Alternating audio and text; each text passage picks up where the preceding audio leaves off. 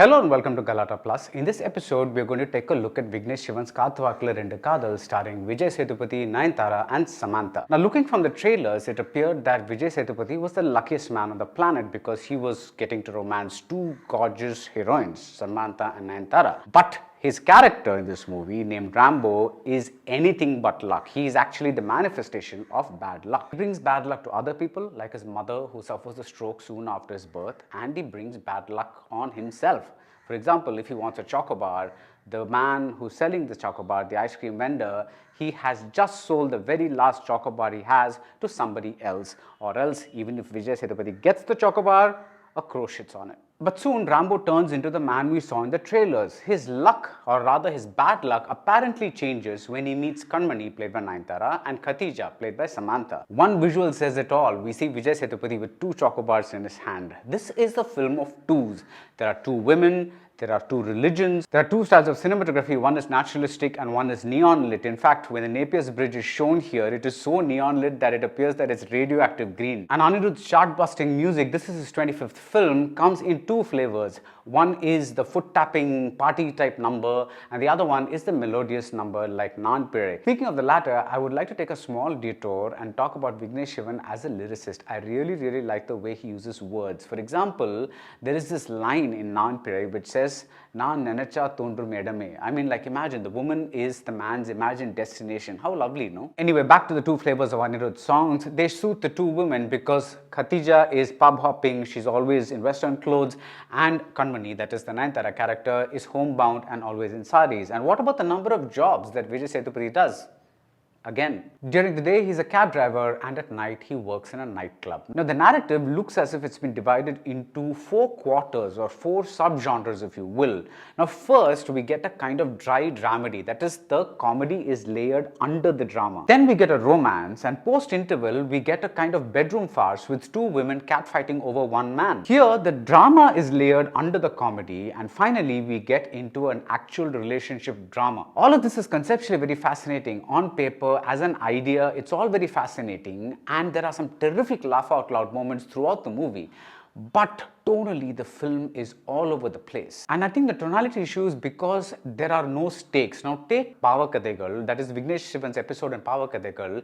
There is the shocking death that takes place, right? And then that lays the basis, that dramatic event lays the basis for the black comedy that comes later. So we know what the stakes are. In other words, the drama shapes the comedy. Here though, I was never convinced for one moment that either woman was truly in love with the Vijay Sethupathi characters. There seemed to be no stakes at all. Of course, you could argue that Kaathu Vaakula Rendu Kadhal is not meant to be taken seriously, that it's supposed to be a very light comedy, we're not supposed to analyze it like this and all that. And you could say that that's why we don't get one defining dramatic moment between either Kanmani and Rambo or Khatija and Rambo. Or you could say that Vignesh Shivan is spoofing the kind of TV show where this exact situation is kind of addressed by a jury member kind of person. That is the one man, two woman kind of thing. Incidentally, the framing device of the first half is a TV show anchored by Prabhu, and there is a lot of exposition in this part. I wish that a lot of what had been said through dialogue had instead been shown as scenes visually. So yes, you could say that Vignesh Shivan was not out to make the kind of movie that I've so far looked at. But then there are signs that Vignesh Shivan was actually after a romantic dramedy rather than a romantic comedy. I mean, there are very serious plot points like the death of a father or a boy with Down syndrome, and even look at the women. For example, wouldn't someone feel really furious with the man who's two-timing her, or like feel cheated or heartbroken or something like that? I mean, wouldn't she feel these feelings for at least one scene? But nothing happens. Everything exists on the surface. The film pushes the entertainment factor so hard, the songs, the stars, the jokes, that even when we are laughing at something, sometimes it feels like we're laughing at a standalone bit rather than at some humor that arises organically from the premise. Now don't mistake me, I'm not looking for depth in this film. All I'm looking for is a bit of credibility like what we get in the last few words that are spoken by the Vijay Sethupathi character. They're beautiful, they're existential. Also consider the reason for Rambo being a two-timer. He is not a cheater.